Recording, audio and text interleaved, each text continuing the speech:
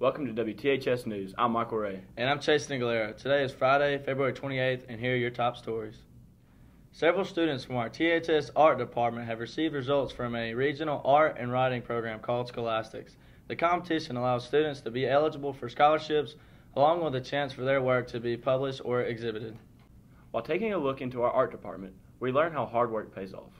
Scholastic is a regional art and writing contest that we participate in, specifically in the art department. Obviously, we would participate in the art contest, and we'll get judged and go to Memphis to the award ceremony if we won stuff.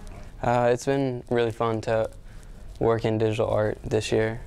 I've never done that before, so that was pretty neat to learn like the differences between digital art and more traditional. It's a art and writing competition, and for high school students, and it starts out on a regional level, and that's what we just had, and then it's judged nationally, and if you go on to national, then there's a award ceremony in New York, and like the top winners get like huge scholarships.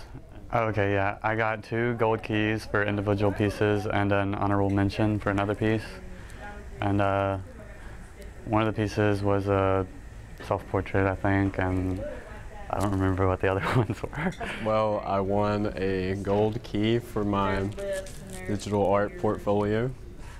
Well, I had this one piece, and it was of a light bulb, and it said Imagine inside of it, and I liked it because I like John Lennon a lot. I'm really new to Scholastic this year. It was my first time to enter any artwork into the program, and so it was all kind of new. I didn't know all the twists and turns of the program and what it had to offer, but I learned that I could receive scholarships and get my work published. Through Scholastic, I won 2 honorable mentions for 2 of my pieces, which was really exciting because I didn't think I was going to win anything, because it's my first year, and you know, first year you don't really think you're going to do well, but I was super surprised that I even got anything, so that made me thrilled. I entered a portfolio that had a concentration of different cultures around the world. I just kind of touched on some of the different cultures and what I thought or what they meant to me. So I did just random things that I thought of.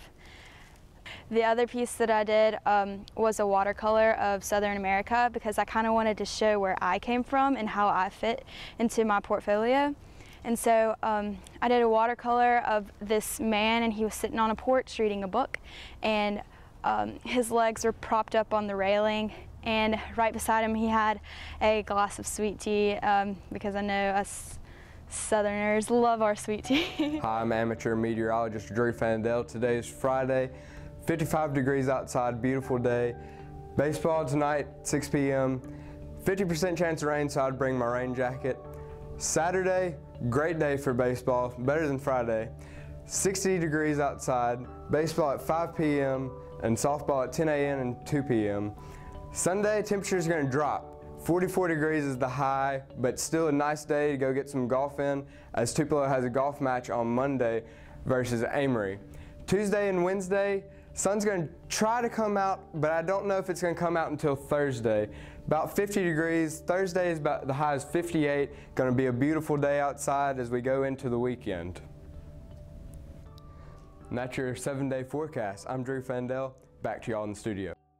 Coach Gary Enos, a Tupelo High School graduate, is heading into his 11th year as Tupelo baseball coach. Tupelo baseball has a rich tradition, and players practice many hours to put together a core offensive and defensive unit. We took some time to speak to Coach Enos, Assistant Levi Bishop, and some key athletes that look to make this season successful. Well, we got a senior-led team this year.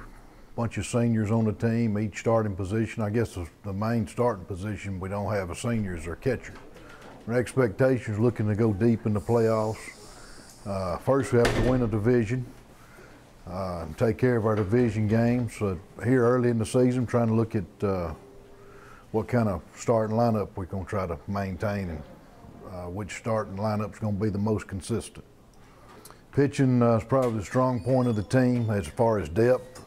Got a lot of returning guys that have pitched and some newcomers that are going to help along the way. But I think our strongest point right now is our starting pitching. But then talking about our returning starters on the pitching mound, you got Roy, Hudson Roy, Carter Clayton, Luke Weed, and Ty Wheeler. Look for those guys to lead our team early in the year. Yeah, of course, to win games, you have to score. So we're going to try to put more pressure on the defense. First, making contact and getting guys on base and trying to make something happen offensively. We'll try to put pressure on the defense that way. Our goals for the upcoming season this year, it's kind of like we always do. First goal is going to be obviously a winning season. Second goal is going to be winning the division. And then we're going to really push for making it to Jackson this year. I think we got a really good group of players this year. They've been real dedicated, so we're going to try to get to Jackson again. This year we're actually doing a little bit of different practice this year. We've been tarping the field a lot to avoid weather. We're doing a lot of scrimmaging. We're fortunate enough to have enough pitchers and enough players to kind of divide up into two teams. So they're getting to go live pitching and live hitting the majority of practice. Well, I play shortstop and I pitch a little bit. And then my expectations are high. We've been scrimmaging a bunch lately. Our team's swinging a hot bat right now. We're not making very many errors, and our pitchers are starting to step up a little bit. You know, last season we had J.G. Miley and Rob McCauley outfield, and that was one of the fastest outfields ever come through Tupelo. Having me out there in center field really puts a lot of pressure on me because J.G., I'm filling in J.G.'s footsteps, and he was a really good player. But this season I hope we will have a good outfield. We have me, Luke, and Matthew Miley. I think we will, and Hudson. We really have a good outfield. I play center field on the baseball team, and I'm also a pitcher and play first base a little bit. And I have high expectations for this season. I think we got a good team, a lot of senior leadership coming through the season, and I think we're going to be good this year. I've got high expectations. I think we've got a good team, a lot of young guys coming in, but I think we got a lot of seniors that are ready to step up and play. Yeah, we got some good young guys. William Eichert, he's going to be probably going to be one of our catchers this year, and he's been putting a lot of hard work in, and we're expecting a lot out of him. This year, we just basically want to win. I mean, we want to go deep in the playoffs, a lot deeper than we did last year. I think we can get to North Half and possibly state. Who is your biggest opponent this year that you're mostly focused on? Well, obviously division games, but I'm really looking forward to play Mass Central twice and DeSoto Central. I've started off a little slow, building, coming from football, but I'm looking to pick it back up quickly pretty soon. Been swinging the bat all right, but as a team, I think we've progressed well since last year. We got a lot of things going for us, and I'm really excited for the season. Yeah, it does push me a little bit harder, you know. You never want your little brother to ever to take your spot in front of you, but you know, it makes me work harder, makes me want to be better, and just help the team out in any way I can. Well, I hope to pitch good and get a lot of wins, and I want to make it to the playoffs this year and hopefully North Half. I hope we pull out the W and just don't make as many errors and bring out the bats. The THS High Times, the school newspaper, has been a source of news, opinions, and general information for many years. With the advent of phones and computers, the High Times have begun producing a website in addition to their print copies. We spoke to Ms. Jenny Miller and several staff members about the High Times and the process they use for writing the news. Well, first of all, our staff gets together for every issue, before every issue, and has what's called a maestro session, which is a fancy name for a brainstorming session, where we get together and plan stories and plan photo ideas, and things that we would like, the stories we would like to tell for that particular issue. Well, the student newspaper has had a presence at Tupelo High School for, well, at least since the 1930s. I'm not sure what the name of it was back at that time, but the name High Times dates to the 1940s, and it's H-I-T-I-M-E-S, and we're not quite sure why it's called High Times. We're thinking maybe high tide, since our mascot is the Golden Wave, but it's a long storied name.